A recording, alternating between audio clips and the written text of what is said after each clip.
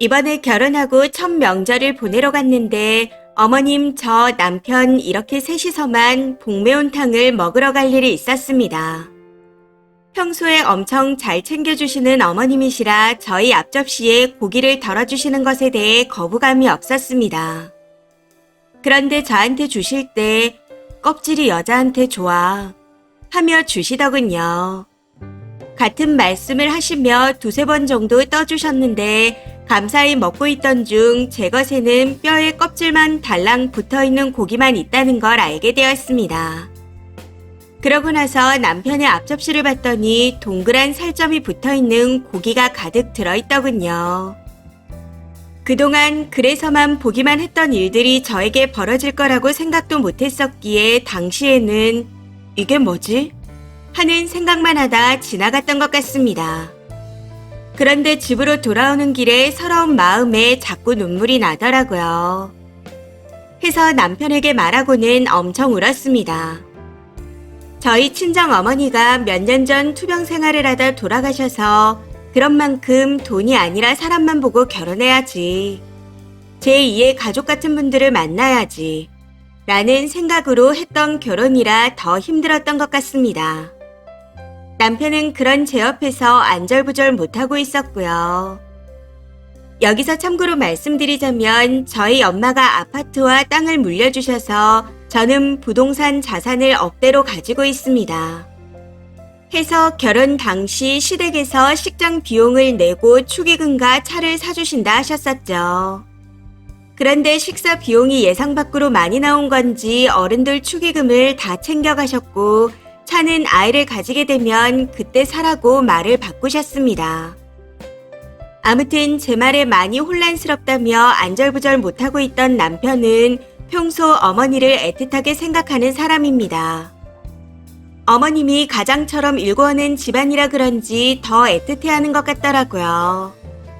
평소 본인보다 와이프에게 더 잘해주라는 말씀을 엄청 하셨고 남편 친구들한테도 항상 잘해주는 분이셨기에 그런 모습만 보다가 이런 상황이 되니 너무 당황스럽고 힘들다 하더군요.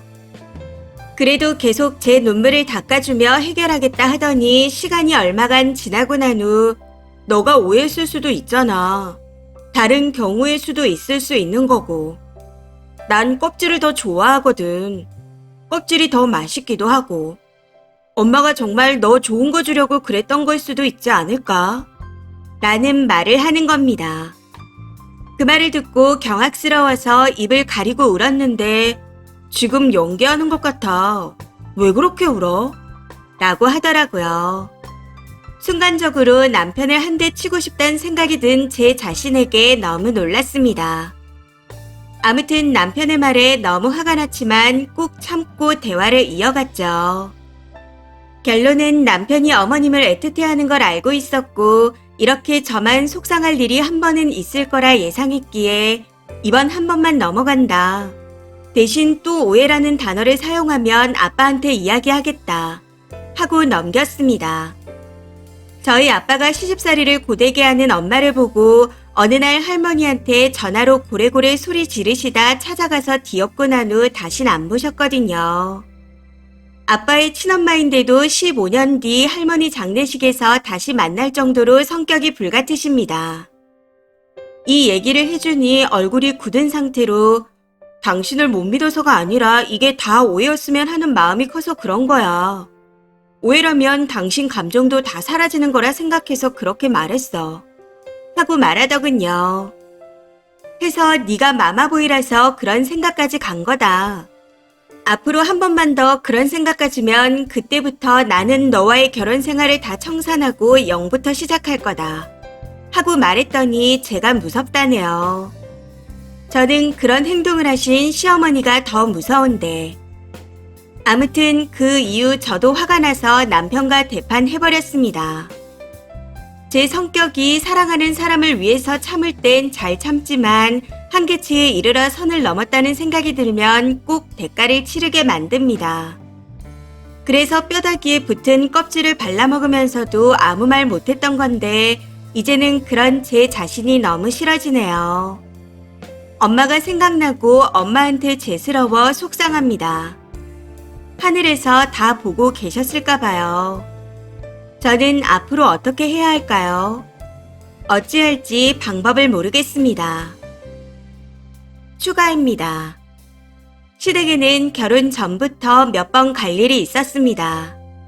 안 가도 되는데 간 거였죠. 저도 가면 좋았거든요. 시댁이 아들만 둘인데다 제가 친할머니 할아버지와 자주 왕래하며 자라 어른들께 잘합니다.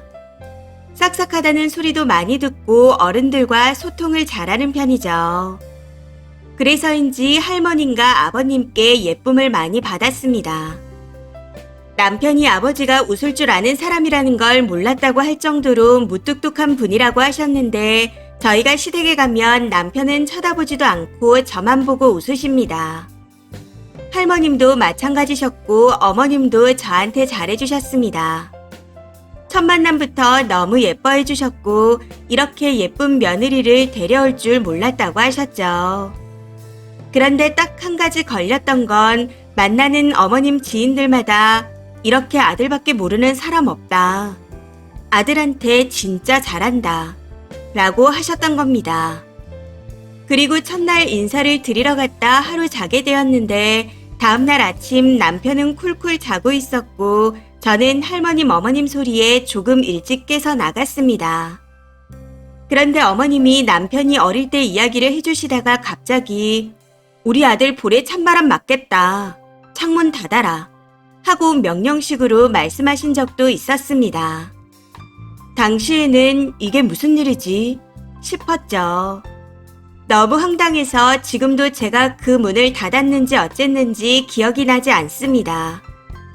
내내 대접해 주시다가 아들 찬바람 맞을까 싶은 순간에 갑자기 하대하는 것 같다고 해야 하나요? 그 느낌이 설명이 안 되네요. 사실 창문도 남편이 더위 타서 덥다고 지가 열어놓은 건데 놀라기도 하고 이걸 내 입으로 다시 꺼내게 되면 상처가 될 것 같아 남편한텐 얘기하지 않고 1년을 더 보냈습니다. 그 이후에는 별일이 없어서 결혼을 할 수 있었던 거고요. 그런데 지금 생각해보니 그냥 넘길 일이 아니었던 것 같습니다. 댓글입니다. 첫 번째. 그 집은 시어머니가 아니라 남편이 문제네요. 시어머니는 다 똑같아요. 아들한테 고기 주지 며느리한테 고기 주는 시어머니 잘 없어요. 남편이 중간에서 어떻게 하느냐가 같이 사냐 관두냐를 결정하는 거죠. 지 엄마가 그렇게 애틋하면 지 엄마랑 살아야지 결혼해서 남의 집 귀한 딸 속상하고 힘들게 살게 하면 안 되죠. 헤어지더라도 그 말은 꼭 해주세요. 다른 집 귀한 딸 데려와서 고생시킬 생각하지 말고 엄마 옆에서 평생 애틋해하며 살라고요. 두 번째, 다음부턴 바로 받아치세요. 어머님 저도 살코기가 좋아요. 저는 뼈에 남은 껍질은 안 먹어요. 남편이 지난번에 껍질 좋아한다고 했으니까 다음부턴 반대로 주세요. 하고요. 뒤에서 울고불고 해봤자 님 남편한텐 전혀 안 통합니다. 만약 남편이 거기서 뭐라고 하면 눈을 동그랗게 뜨고 왜? 지난번에 자기가 그랬잖아. 자기는 껍질 좋아한다고. 나한테도 껍질 좋아할까봐 좋은 마음으로 주시는 거라며. 근데 나는 살코기가 좋아. 자기가 좋아하는 껍질 주려는 건데 왜 그래? 하면서 대체 뭐가 문제길래 네가 그러는 건지 나는 정말 모르겠어. 하는 기색으로 웃으면서 백치미를 뿜뿜 하시면 됩니다. 세 번째, 그 상황에서 납작 엎드리지는 못할 망정 연기하냐고요? 지능 수준이 의심되네요. 꼭 피임하시고 또 이런 일이 조만간에 생길 테니 정리할 준비하세요. 네 번째, 당당하게 가스라이팅 하다가 아빠한테 말한다 하니 얼굴 굳으면서 무섭다고 후려치는 거 봐요. 그렇게 당당하면 아빠한테 말하는 게 왜 무서워요? 진짜 찐따 같네요. 잘했어요. 경고는 했으니 다음번에 또 남편이 엄마 편을 들면 너만 부모 있냐? 나도 있고 이미 경고했다. 하고 아빠한테 말씀드리고 엎어버려요. 다섯 번째, 연기하는 것 같아. 왜 그렇게 울어? 이거 사람 놈이 아니네요. 지금 갈라서지 않으면 이번 생은 망한 겁니다. 그냥 이 글을 쓰니 아버님께 보여주세요. 아버님께서 현명하게 판단을 해주실 겁니다. 6번째, 지가 부리는 개수작에 안 넘어오니 쓰니가 무섭다네요. 조심하세요. 부잣집 딸 후려쳐서 결혼한 거라 쓰니 비율을 맞추는 척 하는 거지 남편은 지 엄마 편입니다. 엄마가 떠받들여 키운 놈이 누구 편이겠어요. 이번 사연은 여기까지입니다. 시청해주셔서 감사합니다.